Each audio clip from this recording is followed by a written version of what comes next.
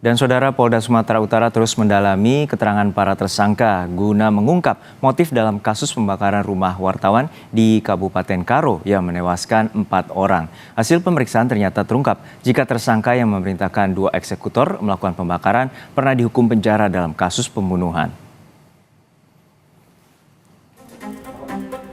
Polda Sumatera Utara terus mendalami keterangan para tersangka guna mengungkap motif sebenarnya dalam kasus pembakaran rumah wartawan di Kabupaten Karo yang menewaskan 4 orang. Hal tersebut disampaikan Kapolda Sumatera Utara, Komjen Agung Setia Imam Effendi kemarin. Tersangka ketiga yang berperan sebagai pemberi perintah dan membayar 2 eksekutor berstatus sebagai residivis. Dia 2 kali dihukum penjara, salah satunya dipenjara dalam kasus pembunuhan. Polisi juga akan melakukan pemeriksaan psikologis terhadap para tersangka agar dapat menyimpulkan motif sesungguhnya di dalam kasus pembakaran rumah wartawan di Kabupaten Karo. Sejauh ini, polisi baru menetapkan 3 tersangka dan belum menyimpulkan motif dalam kasus ini. Yang bersangkutan sudah 2 kali ya menjalani hukuman, dan tentu ini menjadi background yang kita akan lebih kuatkan lagi. Ada akan pemeriksaan psikologi para pelaku juga sedang akan kita siapkan baterainya yang tepat, artinya nanti akan kita bisa menangkap apa yang ada dalam pikirannya, apa yang dalam kepribadiannya, dan kemudian kita akan bisa mengungkap lebih dalam lagi apa yang menjadi motif daripada yang bersangkutan. Pekan lalu, putri korban Eva Pasaribu didampingi LBH Medan mendatangi Pusat Polisi Militer Angkatan Darat.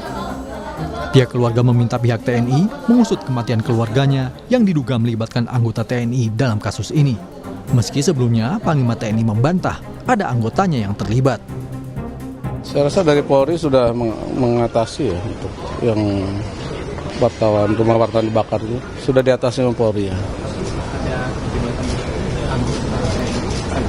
Nggak ada. Usai melaporkan ke Puspom Angkatan Darat, keluarga korban melaporkan kasus tersebut ke Komnas HAM. Mereka meminta Komnas HAM turun langsung untuk menyelidiki kasus tersebut serta memanggil pihak-pihak terkait. Keluarga meyakini oknum HB terlibat dalam kasus ini. Karena bukti-bukti kami juga udah cukup untuk mengarah ke situ, makanya kami hadir sampai hari ini ke sini, ke Jakarta, agar ditelusuri lagi dahulu, diperiksa. Kalau memang benar adanya, diberi dia hukuman sesuai dengan yang diperbuatnya. Polisi juga menetapkan B alias Bulang sebagai tersangka. B lah yang memberikan perintah pembakaran pada 2 tersangka lainnya. Polisi masih mendalami motif pembakaran rumah korban, termasuk soal pemberitaan perjudian yang diungkap oleh korban. Selain terhadap 3 tersangka, polisi juga memeriksa 28 saksi. Saat ini polisi terus mendalami terkait dengan motif apa B menyuruh melakukan pembakaran rumah terhadap korban. Kemudian kita juga masih terus coba mendalami apakah hanya karena pemberitaan itu atau adakah hal-hal yang lainnya. Jadi kita tunggu proses pendalaman yang dilakukan oleh penyidik untuk kita bisa menyimpulkan motif yang terkandung di dalam peristiwa ini. CCTV merekam aksi eksekutor pembakaran rumah wartawan Riko Sempurna Pasaribu di Kabupaten Karo, Sumatera Utara. Awalnya 1 pelaku datang dengan sepeda motor, kemudian berjalan ke arah rumah korban sambil membawa sesuatu. Tak lama, rekan pelaku datang menyusul ke lokasi dengan mengendarai sepeda motor. Usai api menyala, 2 pelaku meninggalkan tempat kejadian, Kamis 27 Juni lalu. Nyawa Riko Sempurna Pasaribu melayang dalam kebakaran di rumahnya. Dalam kebakaran itu, ditemukan 3 jasad lainnya, yakni istri, anak, serta cucunya.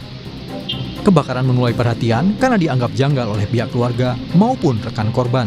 Hal ini karena kebakaran korban terjadi saat korban tengah fokus meliput judi di Tanah Karo. Tim Liputan, Kompas TV, Karo, Sumatera Utara.